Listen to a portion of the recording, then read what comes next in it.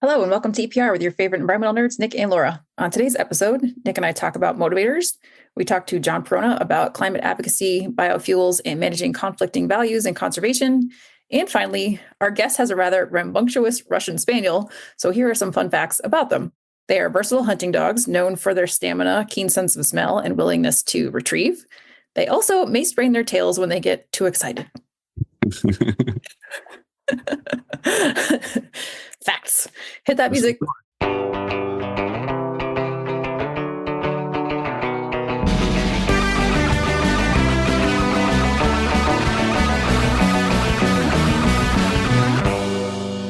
NAEP's 2025 Annual Conference and Trading Symposium will occur on April 28th through May 1st in Charleston, South Carolina. We are also hosting a free resume building workshop and speed networking session for students and emerging professionals. The resume building workshop will start at 2 p.m. and is designed to guide participants through the essential elements of an impactful resume, focusing on tailoring content to align with career goals and industry standards. At 3:30, we will conduct a speed career event, which is designed to inspire and connect early professionals and students interested in environmental careers. This roundtable style event allows mentees to engage directly with career professionals in environmental fields, gaining valuable insights into these mentors' backgrounds, certifications, and what a typical day in the life looks like. For more information, please check out www.naep.org. Let's get to our segment. Love Conan. Conan's the best. He's incredible. Yeah, we were listening to the Arnold episode and then started listening to Arnold's new book, which we could talk about. I haven't finished it yet. Is that the one where he talks about how he hates the term self-made man? I think that's... Yes. Yeah. I think we've actually talked about that on the show before. That's kind of funny. That's where I came from, was the interview. I remember watching the interview on social media. And he's like, I hate the term self-made man. Yeah. Yeah, we listened to the episode on Conan O'Brien Has Friends or whatever it's called. And he's hysterical. He's like, oh, Lulu and Shirley or whatever his pets are called are here, and I have to feed the animals during the day. But then he talks about his book that he wrote, which is called Be Useful, because his father used to tell him that, get out of bed and be useful. Be useful, that's me. So we didn't get super far into the book, but he talks about so many interesting things about how his movie career progressed and how it started with coming to America, and people told him, you can't do that. You're crazy. You can't do that, whatever. And then he just kept setting one goalpost after another in front of himself. And, it's not the most fast paced read or anything mind blowing, but just hearing it from someone who's done it and from such a place of you're never going to be able, you went from a poor Austrian to governor of California and beyond. Yeah. Who would have thought? I know. And like I say, I know the interview, I heard him talk about it. Like I said, we've mentioned this on the show where he said he hates when people say he's a self-made man because he came from nothing. And he said that it ignores all the people that helped me get to where I am. He's talking about his first coach in wrestling that just believed in him and how that belief translated for him into so many different things.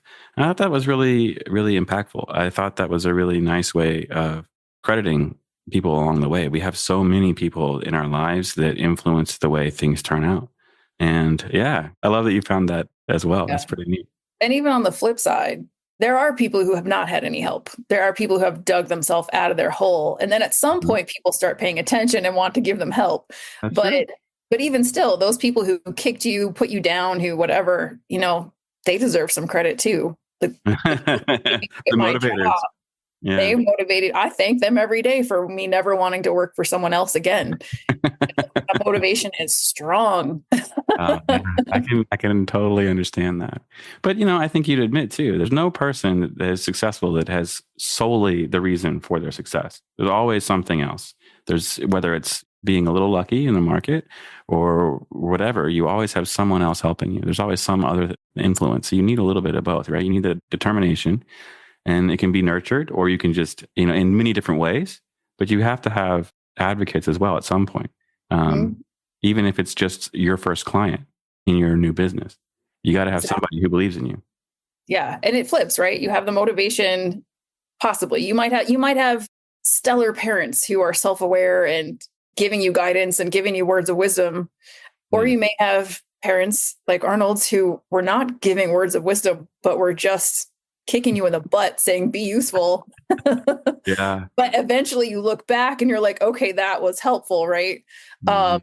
Or whatever the circumstances is, you go from like the people who are pushing you forward to then the people who are pulling you forward. So every Yeah. time someone tells me, like our guest today was like, your show was great, Yeah. that's the pull, that's the motivation to keep going and moving in the forward direction. So I like to credit both the people who've given me a kick in the butt and the people who have then pulled me forward and keep me like climbing up the hill. Yeah. I love that mentality. And it's funny you say be useful. My dad's version of that was quit standing there with your teeth in your mouth. And that What? always Never cracked heard me that one up. before. It always cracked me up. Quit standing there with your teeth in your mouth. That's his version to be useful. It was always kind of like, oh gosh, I better do something, right? Oh And my then, God, I've never heard that. yeah, that's the first thing I thought of when you said it. How else am I going to put my teeth? Yeah, yeah, yeah. The first time you said it, I remember like trying to touch my face. Like, what does he mean by that? Right? Yeah, yeah. It's just, yeah, you got to move. You can't just sit there. Don't just watch me. Help me. You know. So yeah, it's a life lesson. I still remember that. Yeah, taught me a lot for sure. So That is hysterical. So I don't know where to go from here, but no, I think I that's a think good it's place time to stop. to get to our interview.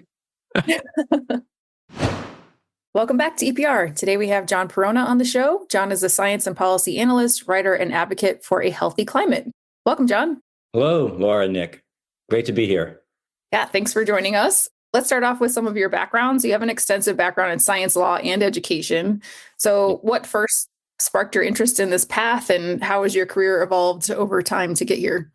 Well, I would say the very first spark came in my childhood when I had the opportunity to spend summers in the Italian Alps with family.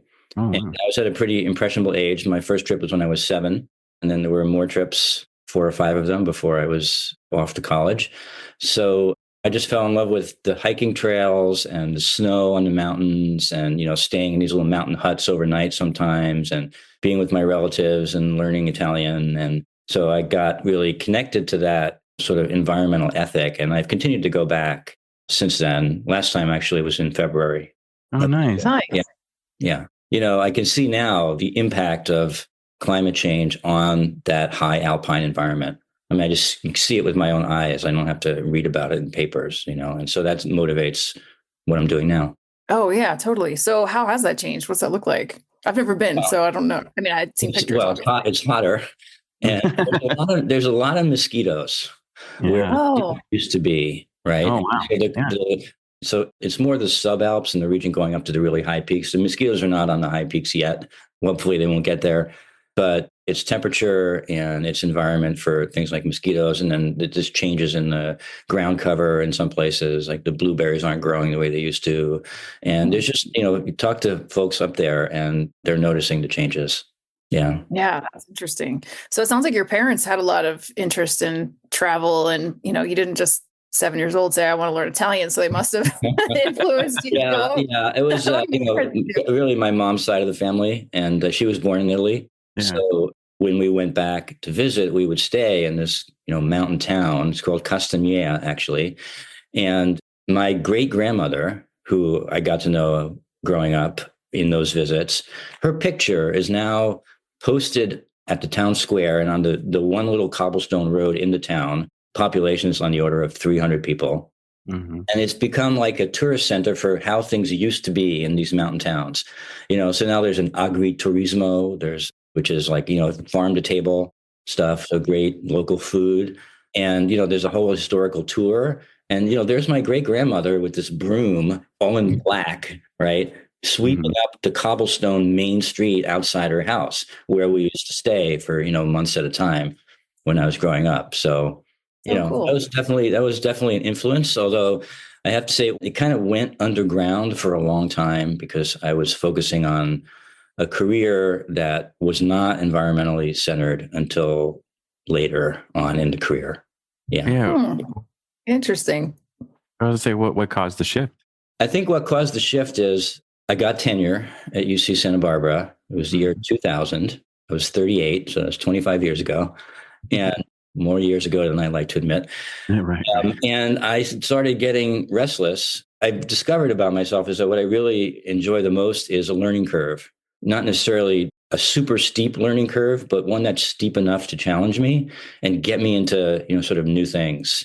So that desire to start doing something different than just the sort of typical work in the lab, which is sort of conventional structure function biochemistry work, studying proteins, studying RNA molecules, determining X-ray structures, that kind of stuff is what we would do in the lab. But increasingly, my interest started to move into other directions. And then I sort of found books on oil and gas depletion. I found books on environmental degradation in various areas, Bill McKibben's books, many other writers. I discovered that in town in Santa Barbara, there is a great little organization called the Environmental Defense Center, which is a very small public interest law firm. And so I went there and I said, can I help out? Because I knew that they were doing work on oil and gas in the channel, trying to prevent more platforms from getting built and making sure that there was pollution control, et cetera. And they said, yeah, sure. What year of law school are you in? And I said, well, I'm not in law school. And they said, well, if you want to, do what we do here, you really need to learn a little law. And that kind of keyed into these very broad intellectual interests that I have, not just science, and my learning curve. And so there's a night program, there's a Santa Barbara College of Law, and I got into that. And after a year in that program, I started, interning. And I was a tenured professor in biochemistry, but I was also an intern in this in this law firm. So I kind of took it from there. I mean, I did some work with them. And then after I moved to Portland in 2011, I was doing work in labs because they recruited me to try to build certain programs. But then I, again, felt this pull. And there's another law program here. It's one of the nation's best. It's environmental and natural resources law at Lewis and Clark, the Northwestern College of Law. So that was also a program I could do part-time and with a lot of night classes. And so I did that. And simultaneous with that, I got into advocacy more seriously than I could at the EDC in Santa Barbara. So that was kind of the evolution of things.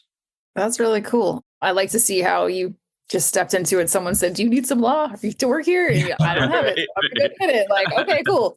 How do you decide what classes you need to take? Someone asked you a question like that. I want this job. I don't have that skill. Let me go get it. That's great.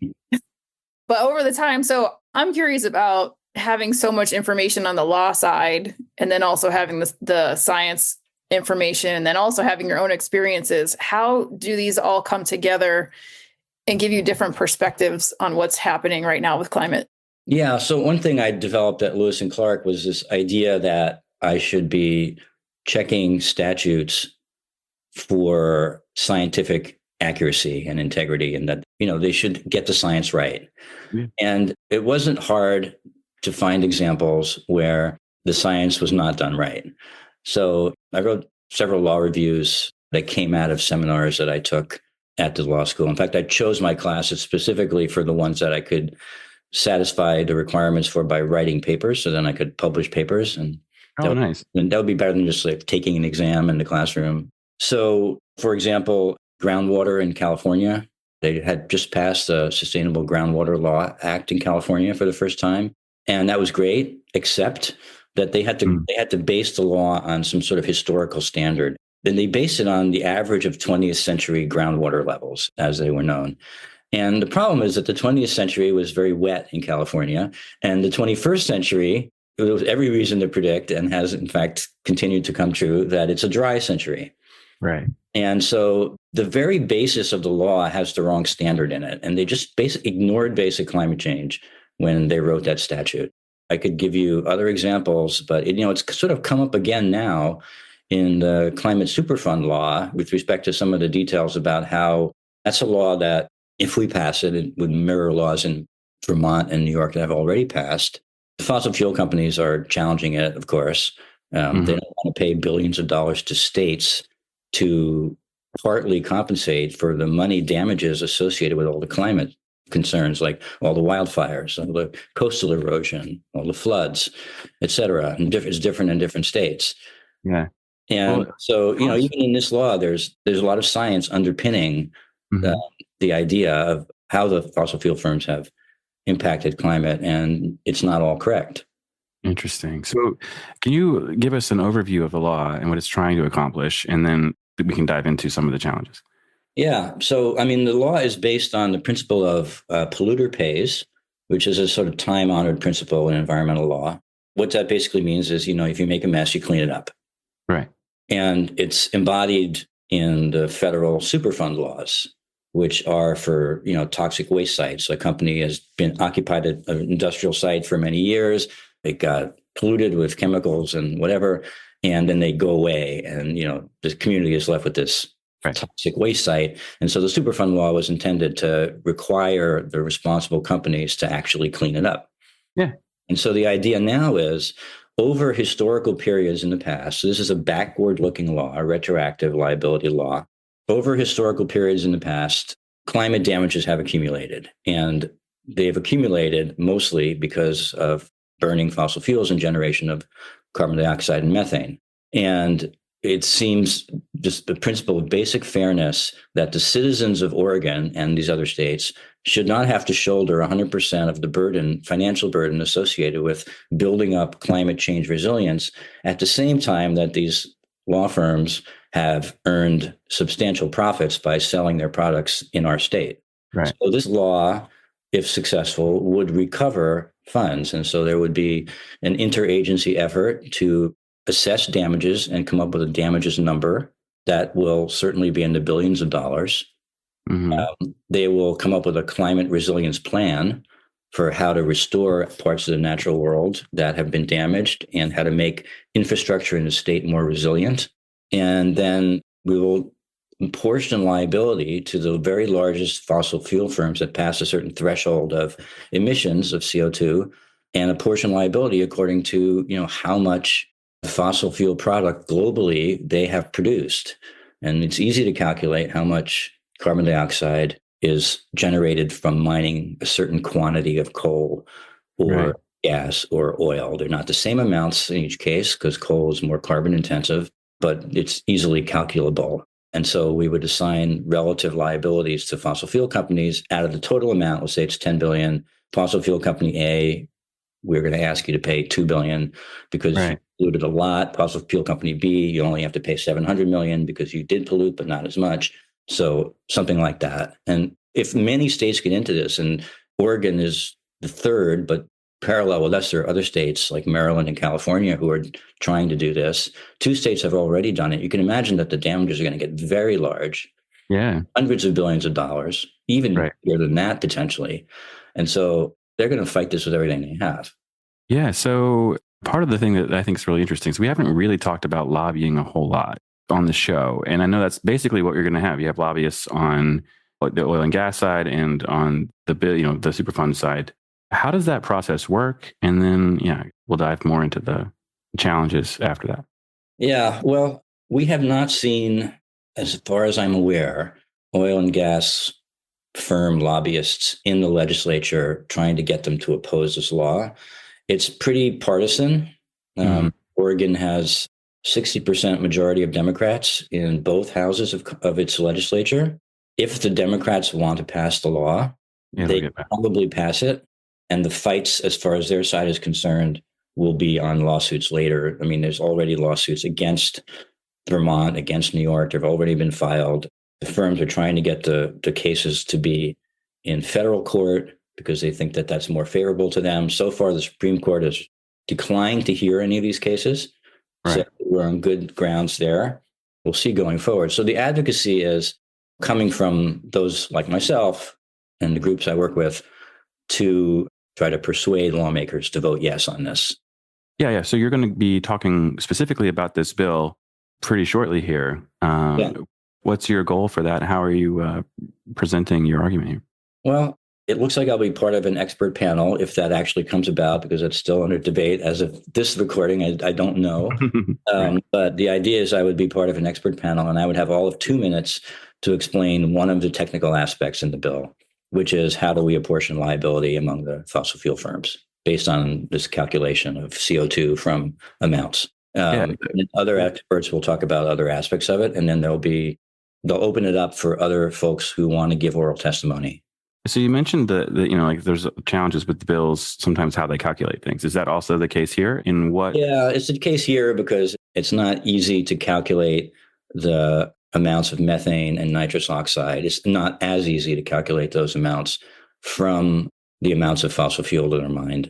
Since all we're doing is apportioning respective liability and the total damages is determined elsewhere in the law, it doesn't really matter how you calculate respective liabilities. So why not calculate them based on just on CO2, where it's easy to do the calculation and it's less open to challenge from the companies. So that's my argument. Interesting. That's very cool. That's really cool. So that's where the science aspect of things sort of came in. Yeah. Yeah. It's like science and the law kind of meeting each other. And that's pretty neat to see. So you also talked a little bit about contrasting values in climate work. And I thought that was quite interesting. Can you talk about what those differences are like in the real? Yeah. So I wrote a blog piece. I wrote a book on climate science and policy. It's called From Knowledge to Power, which was inspired by the advocacy work I'm doing and the folks I met in the advocacy community. In fact, just before I answer your general question, that book came about because I began to give seminars in a local pub, basically monthly. I put myself out and I said, I'm going to give these seminars about climate science and policy. Does anybody want to show up? We were trying to motivate, actually support for a national carbon pricing policy at the time, because I was working with Citizens Climate Lobby. So I put together a curriculum for this. It turned out to 8 monthly seminars. And I talked about it with some of the local advocates, and they looked at it and they said, great, John, but you can't go ahead like this. It would be tragic, right? And at the time, I was looking at climate advocacy. I was looking at climate change like mostly as a biophysical problem coming from science, right? Right. And my legal background didn't really shift that very much. It's more technical stuff. And what I'd left out was sort of the societal impact and the values of the advocates in the community who would be going and, advocating in front of the legislature, which also have to do with values of justice. It's not just about climate per se. And so the tragedy was not, oh my God, you're talking too much about the carbon cycle and not enough about, atmospheric physics, not the issue, right? We're fine with, I could do that part as I chose, but the fact that I had left out.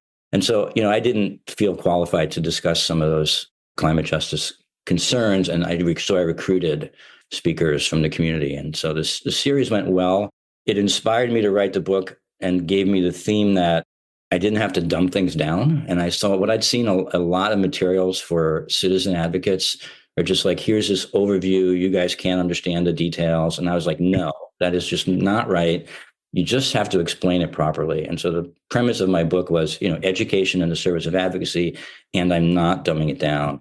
We should probably ask someone else if I was successful or not about that. I think I had some success with that. So to get back to your question, the climate advocacy divide, I wrote a blog piece entitled Advocate versus Activist, or maybe Advocate or Activist ? So that comes back to a lot of people say they're alarmed about climate change. So the Yale Center for Climate Change Communication, together with George Mason University, has done this great work in public opinion surveys and analysis on, how people think about climate change. And so they divide Americans into different groups, like subgroups. There's global warming's 6 Americas is what it's called. So there's a very large and growing group of alarmed Americans. But if you look among those alarmed Americans, there's like 30, I forget the percentage of the population, but pretty high percentage and growing. And you ask them, well, so what are you doing? You're alarmed. Are you doing anything about it? And the answer is typically no. A very, very small fraction of folks, which are called the active alarmed, which, comes down to, a fraction of 1% of the total population or something like that, are actually doing anything. Right. And so you ask, well, you said you're concerned about climate change. You're not doing anything. Why not?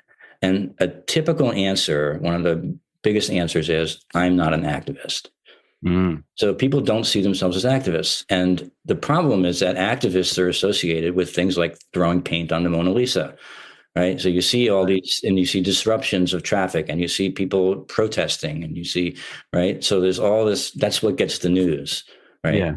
So that's giving activists a bad name. But there's also this pretty strong connection, really dominant in the climate advocacy movement, that the the climate justice groups, the ones that are coming from environmental justice and prior to that, social justice. It's really about alleviating harms to frontline communities who have suffered the most, from communities of color who have suffered the most from climate change. And no one doubts that they have suffered the most from climate change, not to mention that they've contributed the least to it. Right.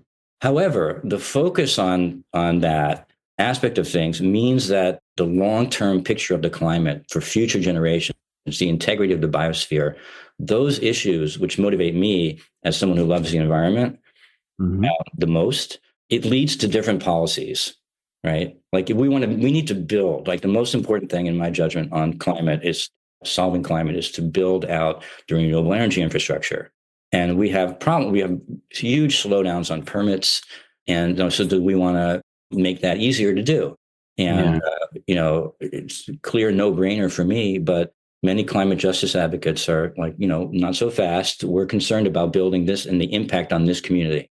Right. And the environmental movement too, we're concerned about, I advocated for a plant that would produce renewable diesel, which saves a lot of CO2 emissions, but it's on the Columbia River, right? Right. The river advocates are like, no, you can't build this thing, right? It's a potential spill, right? It's going to harm their ecosystem. Well, what's more important, the local ecosystem in the short term while this plant operates, or climate change, which is an existential threat to basically the way we live, right? Yeah. So that's where I'm coming from. I support nuclear power because, I see the concerns that folks have. But to me, even if there's a meltdown of a reactor somewhere, it's a local thing that happens here. It's not the big picture of the climate. Why should we exclude this zero carbon source, right? Because of local and immediate concerns, right? But my voice is a minority among advocates. Right. So when I wrote that piece, advocate versus activist, I was saying, if you call yourself an advocate, immediately the connotation of activist as you must be progressive, you must be protesting, that's gone. Who's an advocate? You could have some conservative lawyer, the most conservative guy you'd know, and he would call himself an advocate. Right. So I'm a healthy climate advocate. Yeah. I'm not an activist. But it's kind of like, sometimes hunters, duck hunting, like, they want wetlands. They want that in a way that's maybe counter to what people would think. That's really interesting to see. We've talked a little bit on the show about, even like how you conserve things. Do you save what's currently in a local system, or do you prepare and plan for what's changing? And even that has different answers. So it's really interesting to see that. So how do you kind of work through and navigate through those challenges? Well, I just, do the best I can to articulate my positions and to be respectful of what other people think. It's not that I disagree fundamentally with their values. I mean, I was educated when I gave those seminars in Portland at the pub monthly from the folks in the environmental justice community who said, look, this is what's going on here. We need our concerns addressed. And so it's not like I'm disagreeing on substance. I'm saying, we're worried about policy here, right? Like, we've got to build this thing. I appreciate that there might be some impacts and we'll try to alleviate them. But at the end of the day, we're going to build this thing or we're not. And, it has to get built. So I just do my best. And sometimes it works and sometimes it doesn't. Right? Yeah. So you mentioned biofuel and, renewable energy. Can you kind of walk us through, like, what about that is important? I mean, it makes sense from like obviously they're renewable for one thing, but how do you see, like, biofuels? That's something I heard a lot about a while ago. I've heard more about solar and wind recently. Obviously, it's not gone away, but how does biofuel fit in with the rest of these energies? Biofuels is controversial. And part of the reason is that the field, that kind of got started on a bad foot because it was basically the federal renewable fuel standard, which is all about corn ethanol. Which is all about profits for Archer Daniel Midland. 40% of the corn crop is now going for energy, most ethanol. Right. And the actual CO2 savings, you can look at the life cycle analysis, it's not that big, right? Furthermore, what do you do with ethanol? You blend it with gasoline. Well, gasoline's on the way out for electric cars anyway. Right. And then you can only blend it at 10 or 15%. Right. So even if you can manage to make the ethanol in a more climate friendly way, and it's still going to have an impact when you make it, it really doesn't do very much, right? So that was one problem. And then another problem was, the structure of that law incentivized the import of biodiesel. And it didn't matter where it came from. So it came from, Southeast Asia. And so tropical rainforests were getting cut down and indigenous folks were getting displaced so that we could have palm tree plantations, so that we could get palm oil to ship to the US, so that we could make people associated with the biodiesel industry rich, right? And so those are not good examples if you want to promote biofuels today. So, but now what we have is we have a product called renewable diesel, which is a drop-in substitute for petroleum diesel, and which typically saves on the order of 60% of the CO2 emissions, and which can be made sustainably. So in the Oregon statute, it's actually excluding palm oil as a source for renewable diesel. But, you can make it from animal tallow. You can make it from sort of fish byproducts, which otherwise would pollute waters and get released. So you collect them. You can make it from used cooking oil, and you can make it from crops, right? And so that raises the question of indirect land use change, which is what many environmental justice advocates are concerned about. And prices could go up if part of, for example, the soybean oil crop is diverted to making fuel instead of for food. So food prices might go up. Now, there's global markets for this, but and there's complicated economic agricultural models for will food prices go up or not. They're pretty hard to get perfectly right. And so, from my point of view and many others who think like me, the climate savings by substituting renewable diesel for petroleum diesel is so great that we should keep an eye on these concerns about food prices, but we're certainly not going to, not pursue the industry. Whereas environmental justice groups will say, we don't want it at all. Right. Biofuels are bad. And there's a discussion about how, corn ethanol, palm oil, that stuff was bad. So all biofuels are bad. And right. So then it kind of devolves into that kind of argument. So, I pushed for this renewable diesel refinery to get permitted, and it's still in the process. But many of my colleagues, or some of my colleagues anyway, in the advocacy movement disagreed with me. So we have to agree to disagree. Yeah. And honestly, it's kind of what I want to dive into. You talk about talking about complex things and having complex discussions. And that's one of the beauties of being human, right? Is we all have we come from different perspectives. We have different experiences, and we bring those to the table in different ways. Yeah. And you've given lots of lectures. You've done lots of public speaking. What have you learned about how to communicate these kinds of topics? And, how do you get to understanding that we may have differences of opinion, but we can still have a conversation? Yeah. Well, one thing I try to do is just to be as clear as possible about what are the agreed upon scientific facts. So that we have a common place to start. So I don't, for example, try to give lectures to a climate denialist community where the basic premises of the conversation are not, right? And so then I try to lay out the respective values associated with that people might have associated with this policy or that policy. And then I invite conversation about it if it's in a room where that's sort of possible to do. It's challenging. It's I have to know the group. What is their level of scientific comfort? So speak to that. And what are the likely ranges of perspective on what I'm talking about, so that I can speak to that, and so that they're sure that they will be heard, right? I have to be a good listener. Yeah. Pick up on cues that, if someone's in the back of the room shaking their head going, like that. But probably if you're leading a seminar and that's happening, you ought to be paying attention to that. So I don't know. I don't have super great advice, because it's really just, you have to really want people to come together, which I do. And you have to really believe in, I really believe in the position I've just articulated. Yeah. And it's important to me to, bring people together on it. I just kind of wish sometimes there were a few more people on my side of the debate who are in the advocacy community. To be fair, the progressive community has been very, very accommodating at the federal law level. Right. The Inflation Reduction Act in the Biden administration was a great law and had all this stuff in there that fuel companies wanted, and they held their nose and voted for it anyway. So they get huge credit for that. Yeah, 100%. It's interesting now because we've talked a lot about some of the big changes that are happening currently. And so we've had a few people. What's that? What big changes? Yeah, right. Yeah. But like we've talked a little bit, and I found that many people still have a lot of hope in the environmental space. And you mentioned this as well.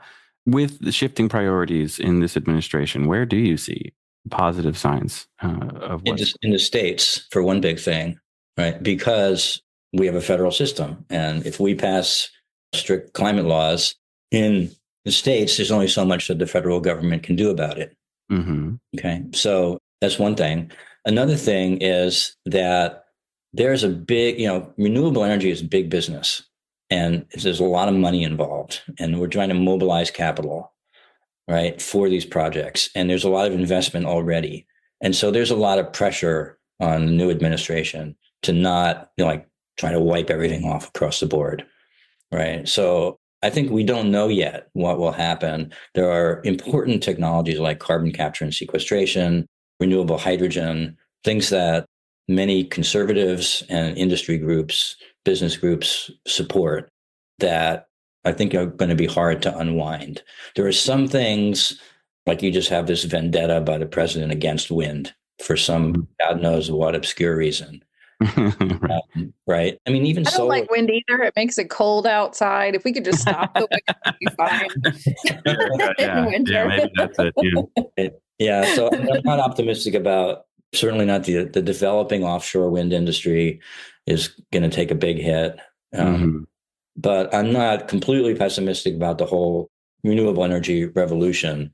And also, the United States is only one country, and it's pretty clear now that we're abdicating leadership on the international stage that like Europe and China are taking over. And nothing the US does is going to deter them from their basic path. I mean, they're going to have to respond to tariffs and all that stuff. But China can sell their solar panels to South America and Africa. Right. Or the components of the solar panels. No, yeah, totally. So like I say, we're running out of time. So we like to do a thing on our show called Field Notes, where we ask our guests to share memorable moments about their work in the field. Okay. With you, we have a story about your disobedient Russian Spaniel. So I want to hear what are the rules that they break? What is my Spaniel? And I had to shut him upstairs. And I was actually worried on his call because I heard him barking, and I guess you guys didn't hear it. No, we're all good. He's a 4-year-old Russian Spaniel. And he's got huge ears. And, he's very, very exuberant. He would never harm anyone, but he's so excited to see any new person that he's kind of all over them when they come in. Right. So a couple of weeks ago, I took him out as usual, and I noticed that, he's not pooping right. And he's even squealing. And I thought, oh my God, he's got colorectal cancer. God knows what he's got. Right. Yeah. So I couldn't get into the vet. So I went to urgent care, which is of course pricey, right? Doggy urgent care. And so I'm in the room. The vet is examining him. He's very uncomfortable. And he's got this little stubby tail, right? Mm-hmm. He was from a breeder. We got him actually on Craigslist, but originally he's from a breeder. But he cut the tail. And so the tail is like 4 inches long. And it's always wagging, up and down really fast. And the more excited he is, the more it wags, right? Of course. So it turned out that he had a sprained tail. There was nothing wrong with his system, right? But the issue is he was so exuberant all the time that he sprained his tail in the process. And so, so we had to instead of letting him run free. So for the past week, the only exercise he gets is walking around the block, which is tough because he pulls his leash and it's impossible to train him not to do that. Mm-hmm. So I just thought it was really entertaining. That's hilarious. So I don't know what the message is. Don't be too excited in life or something like that. Hopefully not. All things in moderation, I think. There's so many lessons there. I mean, first of all, before you decide to get a dog, I'm actually staying with a friend right now who has a 2-year-old Airedale. And she was with her mother who didn't get trained very well the first 2 years of her life. So basically starting over with a 2-year-old Airedale that thinks like a kiss on your face involves teeth. Yeah. She's so excited to see you and wants to give you kisses, but with her teeth. And then there's also the correlation not everything causation, not everything that seems to be caused by one thing is another thing. But so glad though that it wasn't something worse. I mean, of course. Ate half of my sock yesterday. So. yeah. I mean, I don't know what's going to stop it from happening again, Right. But that's what it was. So that's so funny. Yeah. Most people have to muzzle their dog's faces. You're going to have to muzzle your dog's butt. the tail muzzle. Okay. Yeah. Oh, that is funny. But we are running out of time, as Nick said. So is there anything else that you'd like to touch on that we didn't get to? I think we've done a good job of covering a lot of what I talked about. There was one issue and one little anecdote having to do with advocacy. In 2018, in the fall, that was when the Democrats recaptured the House. And there was a sit-in in Washington, D.C. by the Sunrise Movement, which is this great youth-oriented group that protested in a really effective way. And this was at the beginning of the Green New Deal. And they were doing a sit-in in Nancy Pelosi's office, and she was about to become the next Speaker of the House in 2018. Well, I was there that day, it turned out. And so the Sunrise Movement folks were, they were dressed flamboyantly. You knew who they were. They were all young, right? And then there was my group, which was Citizens Climate Lobby, which was mostly older folks. And we were dressed up in suits and ties. And we'd been preparing for days for, a 15-minute audience with Senator Ron Wyden of Oregon or whoever it was, basically a national group. Everybody's there in Washington on the same day. And so we're riding elevators and brushing by the Sunrise Movement folks. And, then the advocacy stuff got written up in the papers, and there were pictures of the advocates in the office. And Alexandria Ocasio-Cortez was just elected, and she was in a picture with the youths. And it was a big deal, right, for the beginning of the Green New Deal.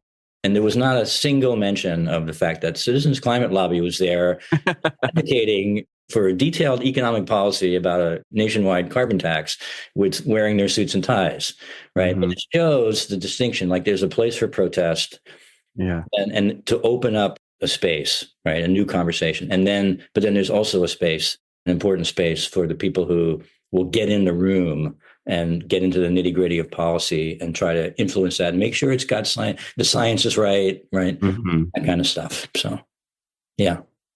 Awesome. Well, thank you so much for joining us today. This was a great conversation. Where can people get in touch with you? They can send me an email, johnjperona@gmail.com. And that would probably be the easiest way. I also have a LinkedIn profile. And I'm not sure, but you can just type John Perona into LinkedIn and you'll find that. So, by all means, contact me on LinkedIn, ask for a contact. I'll be happy to connect with you. And then we can talk about climate in all possible ways. Yeah. Thank you so much. Yeah, thank you. I really enjoyed being here. It was a great talk. That's our show. Thank you, John, for joining us today. Please be sure to check us out each and every Friday. Don't forget to subscribe, rate, and review. Bye. See you, everybody.